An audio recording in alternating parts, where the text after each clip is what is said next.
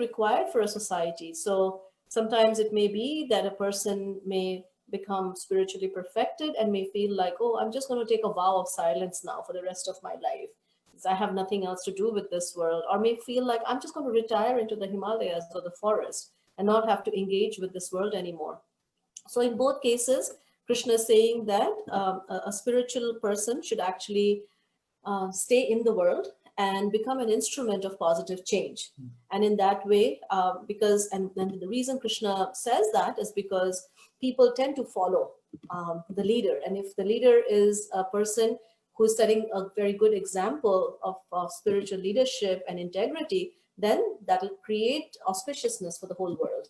So, and then Krishna also says that how he himself follows the same mode, and when he appears, he performs activities so that people can follow him. And then it ended with this really, really important section where Krishna speaks about how the way one can actually become a positive instrument of change is to not think that I am doing it. And he talks about how when one is influenced by this false ego, then a person thinks that he is actually the doer. And this act of or feeling that I am doing everything actually acts as a hindrance to his or her empowerment. So Krishna says that when a spirit soul is bewildered by the influence of this false ego, he thinks that I'm actually doing everything. But a spiritual leader actually understands that he's simply an instrument in the hands of the Supreme person. And so today we are going to continue. So now the next part of the question that Arjuna is going to pose is that, all right, so that's true that one can, one should perform one's duty, but then Arjuna says, but then what happens? Why are people impelled to commit sinful activities? And I was just thinking it's so pertinent because we are actually seeing people who are in leadership position almost helplessly, right? Committing activities or acts which are so detrimental for the world, but also for themselves. Yeah, even themselves. So let me share the verses with you.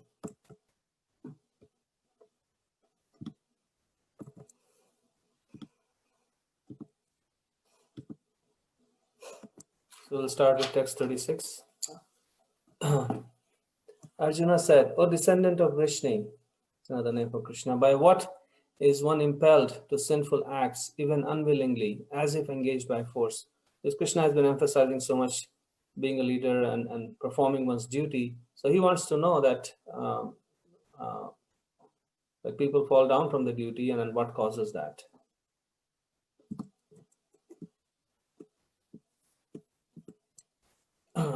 The Supreme Personality of Godhead said, Kama esha krodha esha rajo guna samudbhava mahashno mahapapma vidyenam yaverinam.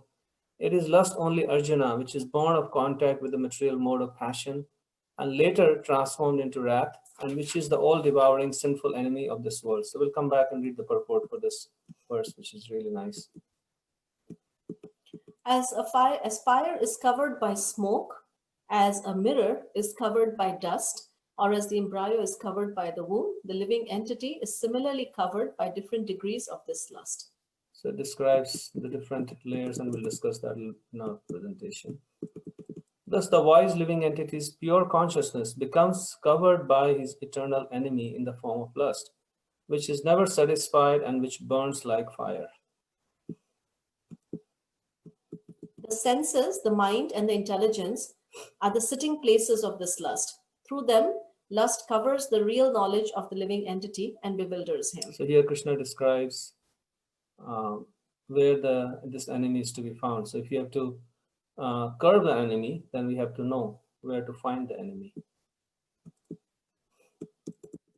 Therefore, O Arjuna, best of the Bharatas, in the very beginning curb this great symbol of sin, lust, by regulating the senses, and slay this destroyer of knowledge and self-realization. So here Krishna says that don't let it grow, just like a fire. If you let it grow, that three things that one should curb in the very beginning. Chanakya, one of the great teachers here, said that death, fire, and disease. These three things, they should be curbed right in the beginning. And the fourth one is, of course, Krishna is saying lust. So this should be curbed right in the beginning, because if you let it go and say, okay, I'll just do it later, it's not a big deal. So then it will become too difficult. And actually this lust is just like a fire, because just like with fire, you sort of play around with it a little bit, thinking, oh, I got this, right? But then it suddenly, it just becomes bigger, right? So lust is also like that. We'll see different ways in which, it controls us. The working senses are superior to dull matter. Mind is higher than the senses. Intelligence is still higher than the mind, and the soul is even higher than the intelligence. I find this verse to be a very hope-giving verse, because before this he's saying that curb it. Then a person may say, well, how do I curb it? I'm helpless. But he's sort of giving us that, no, actually you are the highest in this hierarchy. So you're not, sometimes we can say, oh, my mind, what to do with my mind? My senses are addicted to something. My mind is addicted to something. So Krishna is saying that actually you are higher than your mind, your senses, and your intelligence. And just knowing that, it feels like, okay, I'm empowered. Yeah. I'm a big guy. Actually, I can do it. Exactly, because we always feel ourselves so helpless in the face of our mind and our intelligence. But to know this hierarchy means that I have a choice. At any given point, I have a choice to reclaim myself and take my life in whatever direction I want it to go.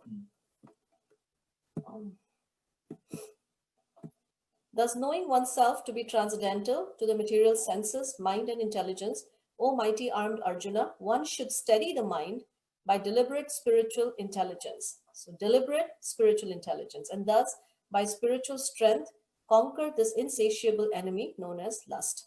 So, I guess that's the ultimate antidote for this enemy lust, that one has to gain spiritual strength. And that's what we are doing by engaging in spiritual activities. And by that yoga bal, or the strength of spiritual yoga, then this lust automatically gets covered. So let's read the purport to text 36. This one. When a living entity comes in contact with the material creation, his eternal love for Krishna is transformed into lust, in association with the mode of passion. Or in other words, the sense of love of God becomes transformed into lust as milk in contact with sour tamarind is transformed into yogurt. So the original energy of the soul is love of God. And when this energy, when the soul enters this material realm, then it comes in touch with this mode of passion. And with that touch of that mode of passion, this love gets transformed into lust. Then again, when lust is unsatisfied, it turns into wrath. Wrath is transformed into illusion, and illusion continues the material existence. Therefore, lust is the greatest enemy of the living entity, and it is lust only which induces the pure living entity to remain entangled in the material world.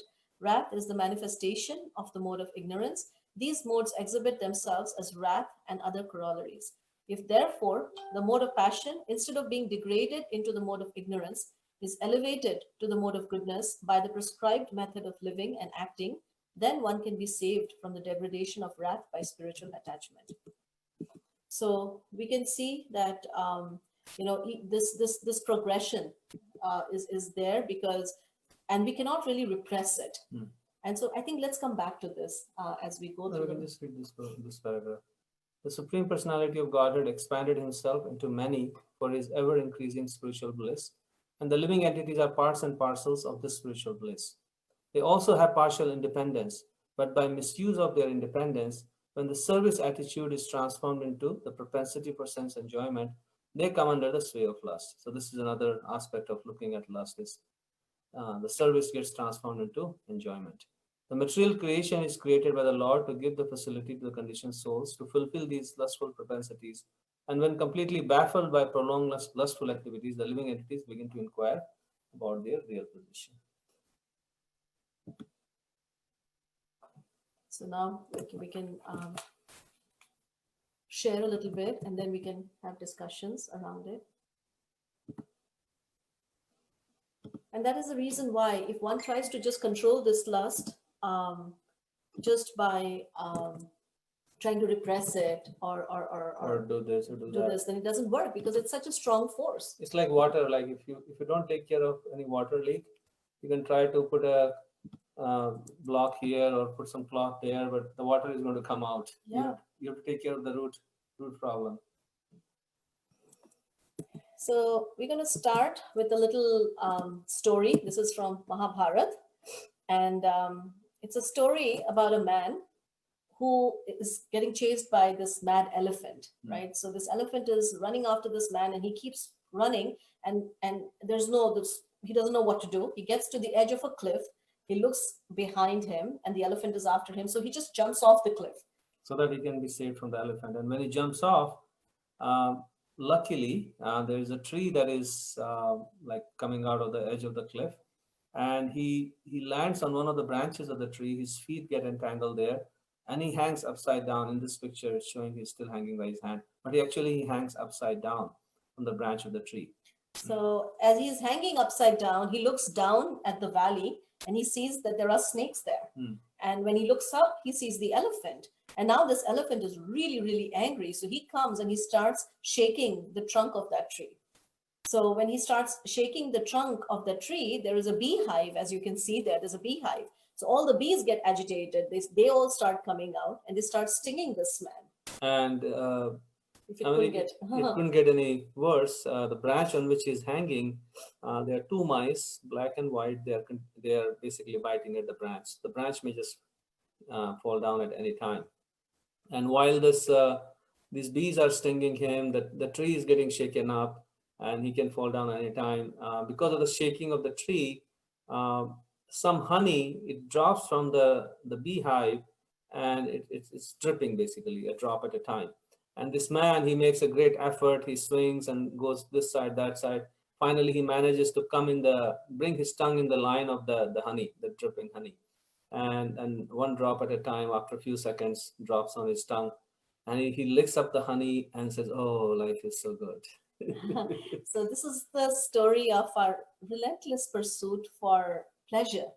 And it's so built in. And I think just to also give a little context, that the reason why we have this relentless pursuit of pleasure is because that is the nature of the soul originally. And this honey represents the enjoyment from this honey, or this honey represents this lust that despite all the odds and all the difficulties and all the suffering, we feel that, okay, yeah, this is worth pursuing. And so I can do this. And this is an allegory. So we'll give you a little, so this elephant actually represents death, which is chasing every person.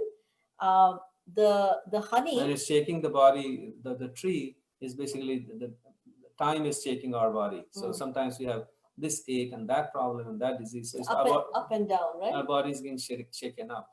And then the pit of snakes represents the valley of death. The beehive represents the bees in the beehive. They represent all our family members, our friends, our neighbors, the guy who cuts us off, on the highway. All other living entities. All other living entities. They constantly, we're constantly experiencing the pinch, right, of our existence. And then the black mouse and the white mouse, they represent day and night, which is cutting off the branch of our lifespan. And so this is the situation. And of course, the guy is hanging upside down. So that also has a significance, the guy hanging upside down, because lust is actually a perverted reflection of the original love, which means it's an upside down. And therefore it is, you can see the original force is love of God, which has so much power, right? And that's something which has so much power. And if you turn it around, then when it turns around, then also it has so much negative power. Like if you have positive voltage and you turn it negative, then it has that negative voltage. So the same amount, same quantity. So this lust is basically love of God turned upside down. And therefore, it has that power that nobody can overcome it other than. So we're going to watch a little video where we're going to see there was an experiment that was done about where, this guy, he actually makes a pair of goggles that flips his world upside down. So he starts seeing everything upside down instead of.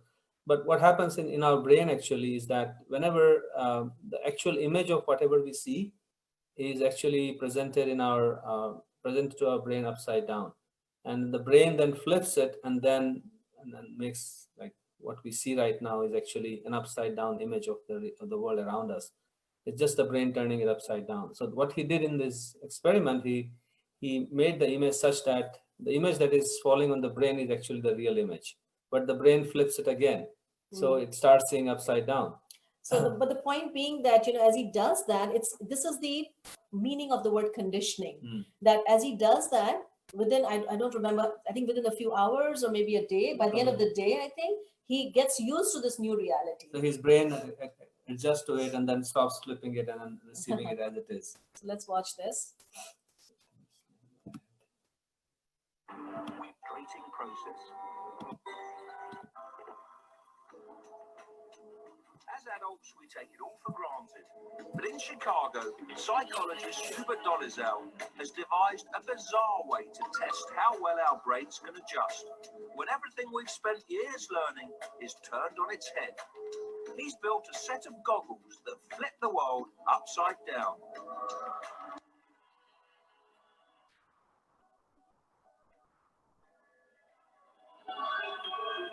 Hello, Hubert. Hubert has been wearing his goggles non-stop for 2 weeks now. We're going to see how well our human guinea pig learns to cope after just a few hours. That is so... At first, it's totally disorientating. But at the end of the day, we're going to see whether it's possible to ride a bike with the goggles on.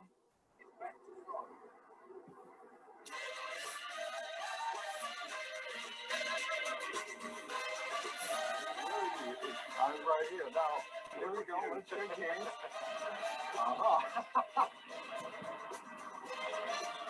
First, it's back to Hubert's flat.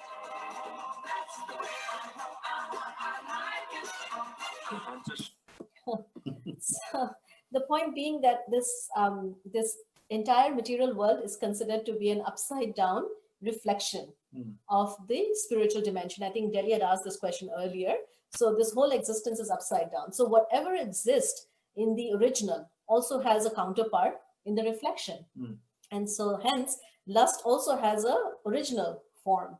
And what we are seeing is a reflection, and hence we cannot really do away with it, right? We simply has to flip it back. And also the reflection also means that our, in order to be present here, we actually choose to come here because we want to enjoy separately. And that's like the turning the love of God upside down. We want to be the enjoyers, right? Rather than being a servant. And in order to do that, Krishna has to turn this world upside down for us so that we can get used to this place of being the enjoyer. So the impact of this lust is in so many ways, and this is one way. It appears that CDC, they made this study where they studied 10,000 murders of women over a period of 10 years or something. And what they found was that half of the female murder victims were killed by their ex-lovers, more than half, 54% actually. And out of those 54%, like more than 90% were actually killed by the lover or the husband or the ex-lover or something like that by their own hands. And that was quite a shaking study. So again, just like what we read in that verse in the Bhagavad-Gita, that lust, when it is not satisfied, becomes wrath, right? So we are seeing the progression, that it's such a strong force, but when it's not fulfilled, then it immediately becomes hatred or anger. So this is from a movie, The American President. And we just think that this is a dialogue that really kind of captures the essence of our experience. So this guy, he says, well, they're so thirsty. They said that people are so thirsty for water that they will actually crawl through the desert towards a mirage. And when they discover that there is no water, they will just simply drink the sand. And so this guy, President Andrew Shepard, he says that people don't drink the sand because they are thirsty. They drink the sand because they don't know the difference. I guess so the water and sand represent here. Water is our pure love, and sand is like the lust. But because we don't really, in the world, if you watch movies or if you listen to songs or if you read a novel, we are so, we really are, in a way, so fixated on love. And yet we're always getting frustrated. And it seems that what we are seeking is so elusive in nature. And so the reason perhaps could be that we don't know the difference. What is real love and what is not real love. And this lust not only is just romantic or physical or lust for a person, But it also reflects kama. The Sanskrit word reflects means that our desire to obtain something, our desire to be the owner of things, and this is really having an impact on our planet, as you can see in this video. Where it goes. And you know what I found out? Traction to production to distribution to consumption to disposal. All together, it's called the materials economy. Well, I looked into it a little bit more. In fact, I spent 10 years traveling the world, tracking where our stuff comes from and where it goes. And you know what I found out? That is not the whole story. There is a lot missing from this explanation. For one thing, this system looks like it's fine. No problem. But the truth is, it's a system in crisis. And the reason it's a system in crisis is it's a linear system and we live on a finite planet. And you cannot run a linear system on a finite planet indefinitely. Every step along the way, this system is interacting with the real world. In real life, it's not happening on a blank white page. It's interacting with societies, cultures, economies, the environment. And all along the way, it's bumping up against limits. Limits we don't see here because the diagram is incomplete. So let's go back through. People. It's the government's job to watch out for us, to take this grown in size and to get the metals inside. We use up all the water and we wipe out the animals. So here we are running up against our first limit. We are. Anyways. So I guess the story kind of goes on that how, you know, our entire system here, and I think if you fast forward this, we'll be able to see that. So how pollution, and it's a lot of pollution. In the US, our industry admits to releasing over 4 billion pounds of toxic chemicals a year. There's probably a lot more. This is down. Well, they don't pay the store workers very much, and they cancer so this rates. whole thing kind of shows us the whole, you know, the whole chain of consumption. Overconsumption, and the whole system is kind of geared towards kind of inspiring us to buy more and cover our vacuum with things, basically, vacuum in the heart. There's a book actually called Affluenza, which is, you know, a little take on influenza, you know, which is like a disease, right? So this whole idea that we live in a world where we just want to consume. So, you know, this quest for consumption is actually called kama as well. So it manifests as physical love, but it also manifests as love for just material things.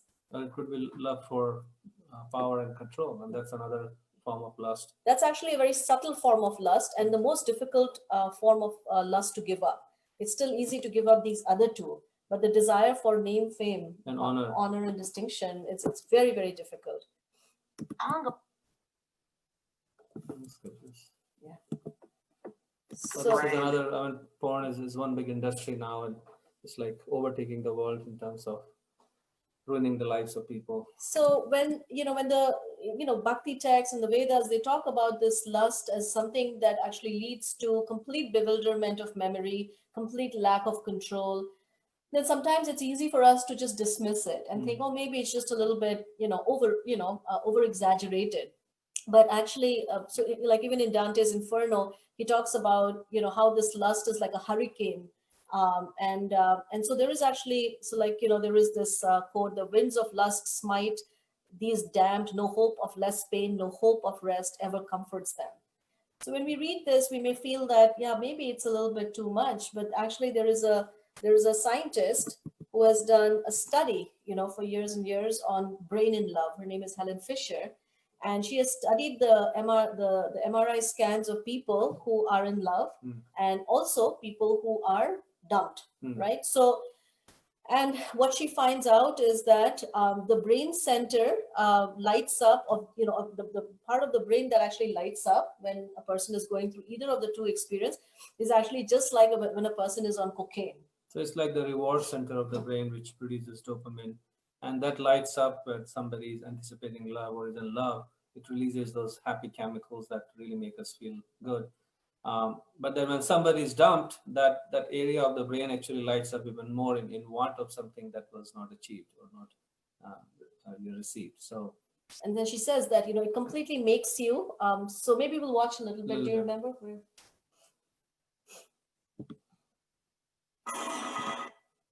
Ever been rejected by somebody who you really loved? And the second question was, have you ever dumped somebody who really loved you? And almost 95% So this is a survey of they both did in men and college. women said yes to both. Go ahead. About students. They Almost asked them to, nobody gets out of love alive. So before I start telling you about the brain, I want to read for you what I think is the most powerful love poem on earth. I love Goodbye. Happily, love has been widely publicized, so I'm only going to say very little about it. We found activity in a tiny little factory near the base of the brain called the ventral tegmental area. We found activity in some cells called the A10 cells, cells that actually make dopamine, a natural stimulant, and spray it to many brain regions. Indeed, this part, the VTA, is part of the brain's reward system. It's way below your cognitive thinking process. It's below your emotions. It's part of what we call the reptilian core of the brain, and where we found activity becomes active also when you feel the rush of cocaine. But romantic love is much more than a cocaine high. At least you come down from cocaine. Romantic love is an obsession. It possesses you. You lose your sense of self. You can't stop thinking about another human being. Somebody's camping in your head. As an 8th century Japanese poet said, "My longing had no time when it ceases. Wild is love." And the obsession can get worse when you've been rejected. So right now, Lucy Brown and I, the neuroscientist on our project, are looking at the data of the people who were put into the machine after they had just been dumped. It was very difficult actually putting these people in the machine because they were in such bad shape. So anyway, we found activity in 3 brain regions. We found activity in a brain region, in exactly the same brain region associated with intense romantic love. What a bad deal. You know, when you've been dumped, the one thing you love to do is just forget about this human being and then go on with your life. But no, you just love them harder. As the poet, Terence, the Roman poet, once said, he said, "The less my hope, the hotter my love." And indeed, we now know why. 2,000 two other parts of the brain. There are 2 other parts of the brain she goes on to explain that lights up, which would not light up when the person is not rejected. You So, guys can watch this, Yeah. you know, because it's yeah. But this goes to show that how, you know, we become completely helpless and we lose years later, we can our sense of discrimination. so does this lust, I mean, at in time, does this enemy leave us, or with age, does it sometimes it feels like, okay, if a person gets old, then lust will go away, and in fact, it doesn't. And there's a story about this great king. This is a true story. King Akbar, who was one of the Mughal emperors who ruled India during the Middle Ages, and his very wise minister called Birbal, and So, you know, Akbar kind of, he would, you know, pose all kinds of different questions to Birbal. So one time he asked Birbal that, you know, when you grow old, you know, perhaps you don't have this feeling of lust in your heart anymore. And Birbal said, that's not true. You know, even when you are dying on your deathbed, you know, one is still, this lust will not leave you. And Akbar was a little shocked and he challenged him and said, you know, prove that to me. And so one day Birbal comes to Akbar and says, you know, let's go. There's a man who's dying. You know, let's go meet him. And Akbar says, all right. And he says, you know, bring your daughter along with you as well. And so, you know, they go to meet this dying man and they have some conversation. And Akbar notices, you know, that this dying man on the deathbed, he is continuously just looking at this young princess. And so when they step out, then Birbal says, did you notice that even while he's on his deathbed, he is continuously, his senses are attracted, you know, to a good looking person. So the idea being that this feeling of lust, and of course from the Bhagavad-Gita, we can understand why it doesn't go away, because it won't go away as long as it doesn't get transformed into its original nature. There is no way around it. And also sometimes we feel that maybe it comes into being at a certain age, like when we reach puberty, that's when the lust appears. But we understand from the Bhagavad-Gita that this lust is not like a function of the body. It is carried on because of our consciousness is polluted. So the lust is there, it's just hiding in kids, but when the time comes, then it just appears. So it's always there within the living conditioned soul. As long as the living entity or conditioned soul is living in this world of matter. Yeah. So Krishna talks about these 3 coverings of lust. And just to explain that example that Krishna talks about, he says, Lust covers us just like fire covers the smoke, or dust covers the mirror, or an embryo covers the child, or a womb covers the embryo.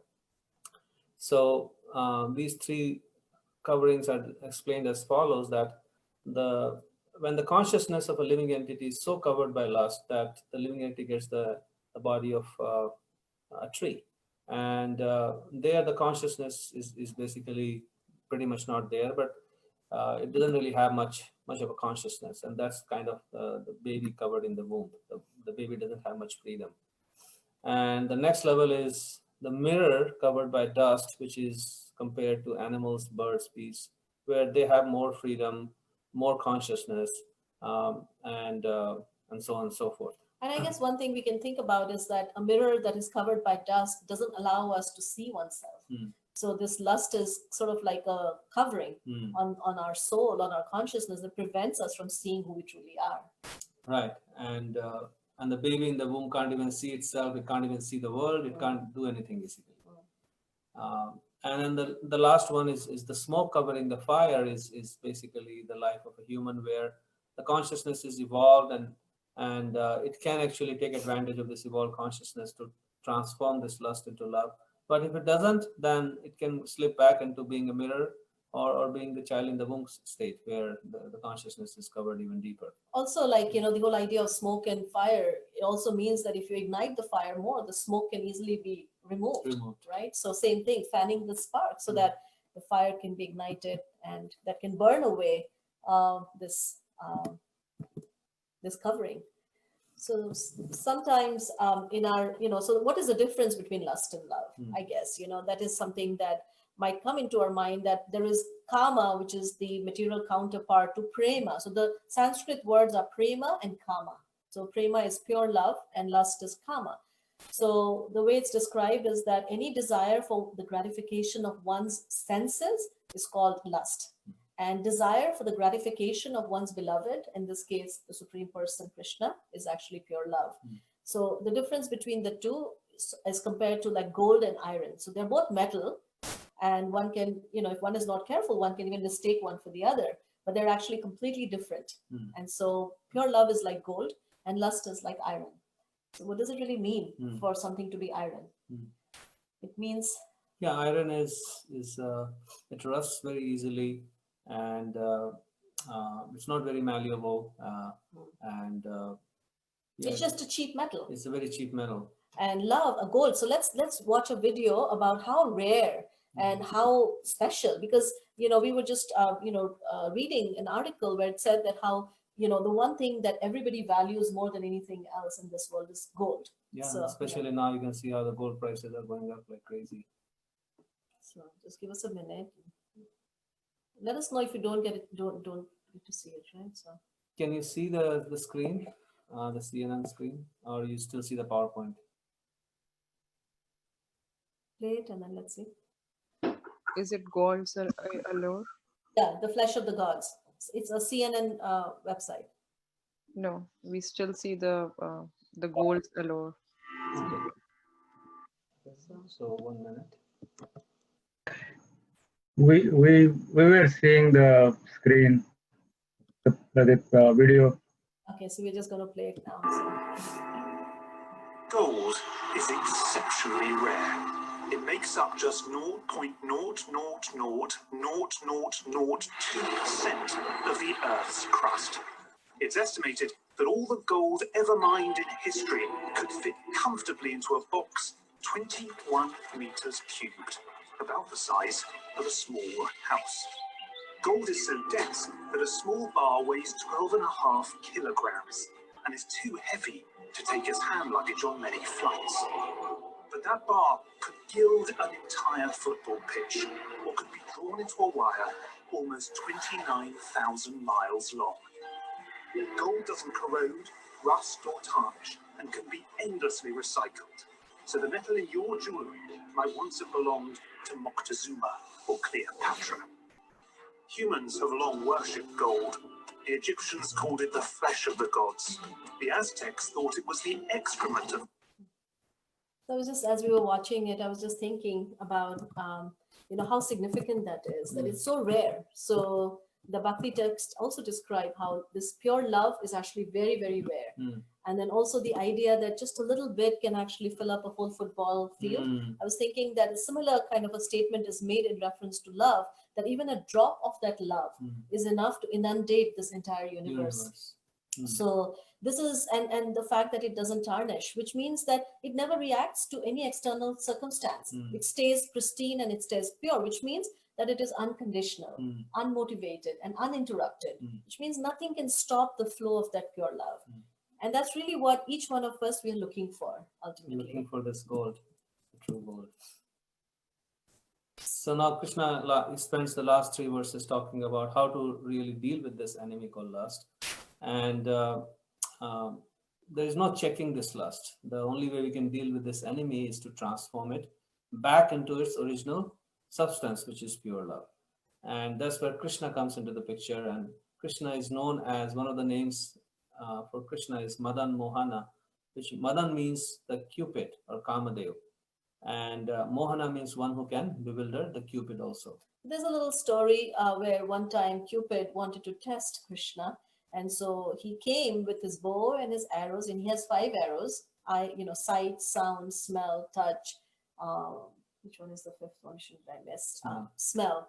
And so he puts his, his arrows on the bow, and he tries to fix his gaze on Krishna so that he can shoot these arrows. And he creates a very pleasant atmosphere, like spring kind of atmosphere.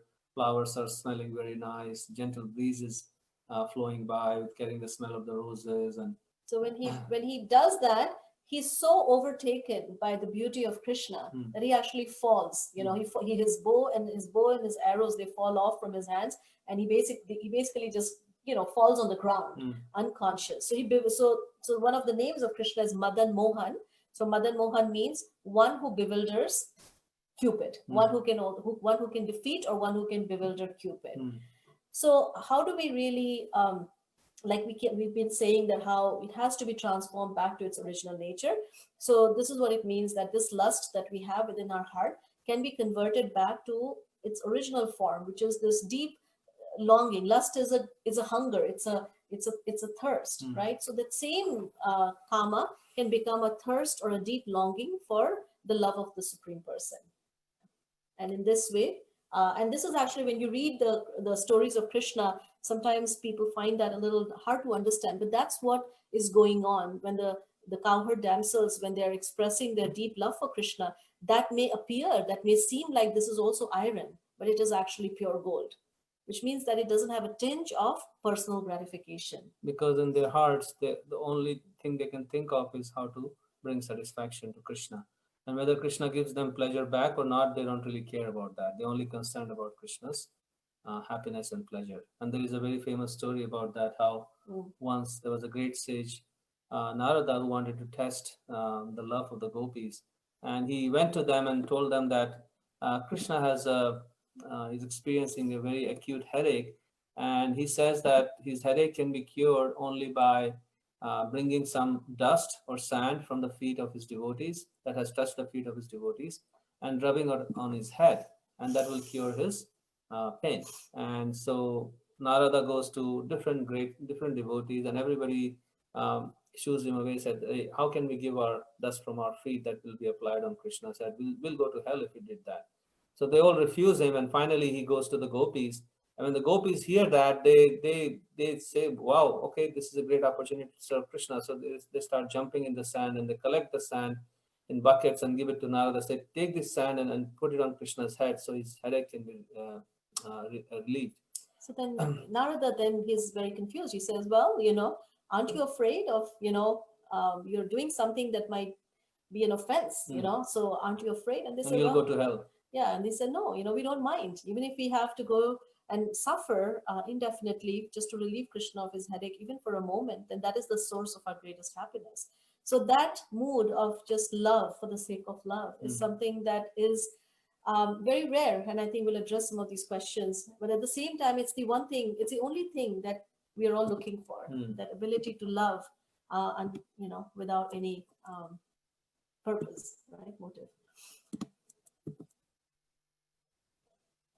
So we'll end our presentation with this is a great song of love presented in the Bhagavatam, the 10th canto, 31st chapter. You guys can read that later. We are just going to sing 3 verses from here. And this is a great way to transform our hankering for this material world, our hankering for material objects, into our hankering for Krishna. This is what these gopis are demonstrating their acute hankering for Krishna. So we can sing it together and then we can read the translation. Jayati Dedikam Janmana Vraja Shayata Indira Shashvadatrahi Daita Drishyatam Dikshutavakas Praipita Shavas Swam Vichinvate. The gopi said, "O beloved, your birth in the land of Raja has made it exceedingly glorious, and thus Indira, the goddess of fortune, always resides here. It is only for your sake that we, your devoted servants, maintain our lives. We have been searching everywhere for you, so please show yourself to us." So this is the hankering of the heart. That heart is always searching for Krishna, and then the lust automatically goes away. Atati adbhavanahanikananam trutiyugayate tvamapashyatam kutila kuntalam shrimukham chate jadodikshatam pakshmakritrisham. When you go up to the forest during the day, a tiny fraction of a second becomes like a millennium for us because we cannot see you. And even when we can eagerly look upon your beautiful face, so lovely with its adornment of curly locks, our pleasure is hindered by our eyelids, which were fashioned by the foolish creator, which is Brahma. So this great mood of separation is, and as when we're reading it, I'm sure you're getting a sense that it feels like it's, romantic love in this world, right? And Krishna's face is so beautiful, and one looks at the Krishna's face, then our sense of beauty is completely satisfied. We are always looking for something beautiful. Kathamritam tapta jivanam kavipiriditam kalmashapaham Shravanamangalam Srimadattatam Bhuvigananti ye bhurida jana. The nectar of your words and the descriptions of your activities are the life and soul of those suffering in this material world. These narrations, transmitted by learned sages, eradicate one's sinful reactions and bestow good fortune upon whoever hears them. These narrations are broadcast all over the world and are filled with spiritual power. Certainly, those who spread the message of Godhead are most munificent. So, this is the spiritual power, which when we hear this sound, then it transforms, and that is why when we're chanting our mantra every day, the Hare Krishna mantra, that has that specific power to reverse this flow of lust and make it into this beautiful expression of love. And there are so many beautiful such prayers given in the Srimad Bhagavatam. Another one that we really like is where Kunti Devi is praying that let my consciousness run towards the ocean, just like a river runs towards the ocean, right? Let my consciousness always be attracted to you. And Srimad Bhagavatam is filled with these beautiful prayers, and that is a treasure house of knowledge and this beautiful poetry to revive our love. And the meter in this prayers, we can record it. She's asking. Yeah, but I'm saying that the meter in this prayer is called Rajahamsi, which means the royal swan.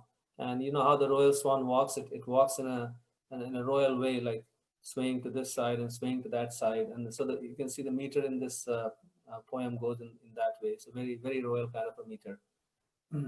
So we'll stop here now and we'll take your reflections, your questions. And like we're right on time. So the more you empower the soul, the more control you will have over the senses, mind, and intelligence. So again, the way sadhana, repression just gives what you're repressing more force. Yeah. Very nice, Delia. Yeah. Like when you pinch a water hose. Yep. Yeah. Exactly. So the way we transform it through this transcendental sound, right?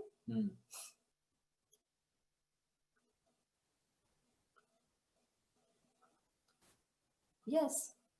Yes, this lust is actually the second chakra, right? And when we, it is described that when we start this practice of spiritual cultivation, then our life air actually starts to move up, right? And we'll see that, and then that's why the yogis in the previous time, they could actually leave their body through their head, right? And so we can actually raise our life force through this process, and we are no longer drawn. And I think we also talked a little bit about the idea of higher taste, right? So one then experiences a higher taste, which is leaves behind. Let's do that gallery. Yeah. Yes, lust rolls into greed, gluttony, and wrath. They all feed one another. Yes. In the material mode of passion, our desires manifest as lust. On a spiritual level, is our desire and our pleasure, love, and enjoyment of Krishna, the higher taste. I like this definition of lust as out of control desire for anything, not just sexual lust. Yeah. Yes. Yeah, that is, and lust, sometimes when you translate a Sanskrit word into English, then it kind of, it always kind of narrows it down. Yeah. But karma actually is a much broader understanding. It could be fame, power, honor, distinction, anything, Lust, anything. yeah, desire for anything. And yes, so can one rid himself of lust while in this body? Of course. That's the idea. We don't rid itself, or we don't rid of lust, we actually convert it. Transform, bring it back to its original nature. Fool's gold. Yep. Yeah, fool's gold. Yes, gold is created from exploding supernova. Oh, wow, that's nice. Iron, although have great strength, is very unstable, hence get rusted and loses its physical property. Gold maintains its shine as it is a stable state under normal circumstances. Yeah, and that's the nature of pure love, that it always remains stable. Actually, one of the stages of bhakti is called nishtha. Nishtha means, steadiness. Doesn't get attracted by this and that. Doesn't shake. If love is this rare, then this means that we have not yet experienced it. How will we know when we have experienced it? What are the emotions and feelings we will feel? Will it in itself be an emotionless feeling?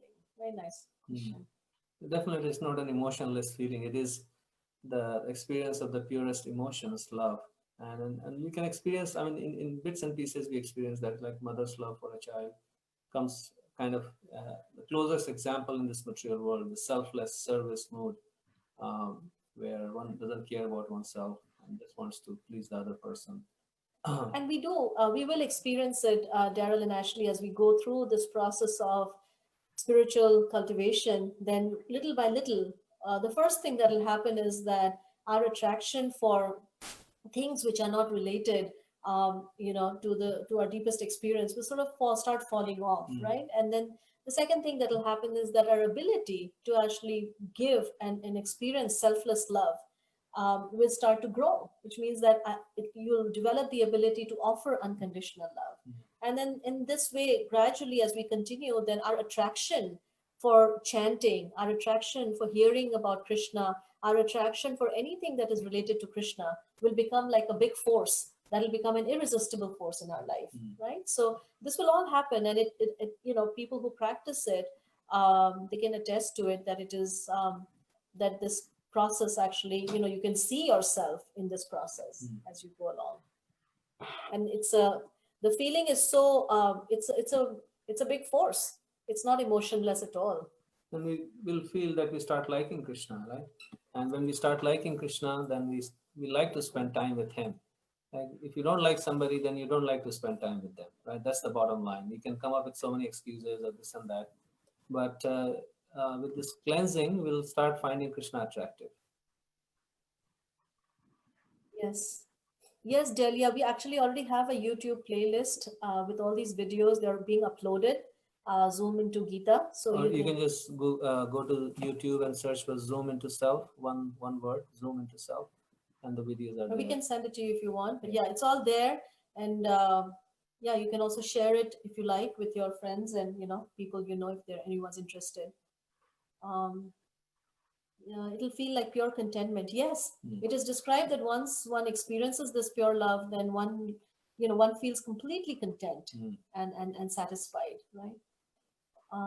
Here is my understanding: root cause of lust, attachment; root cause of attachment, identity.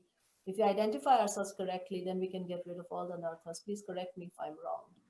Yeah, so there are two parts to that: identification, and then also acting on that identification. So identification is not sufficient because in the process of impersonal realization, also the person identifies themselves as a soul. But we also need love and service. So that's the second part. When we engage in serving Krishna with love and love, then that's when the real magic happens. So I guess we would like to hear from the others also who haven't spoken.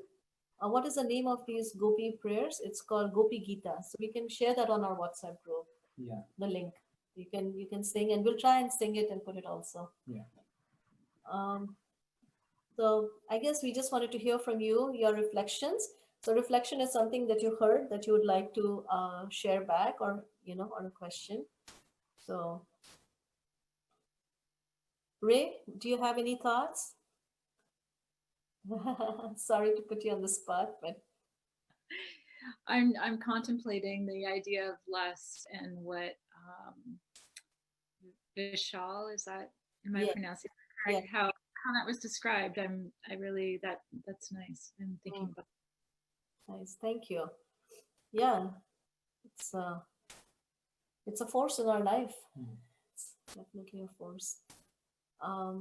Anybody else? Tarun?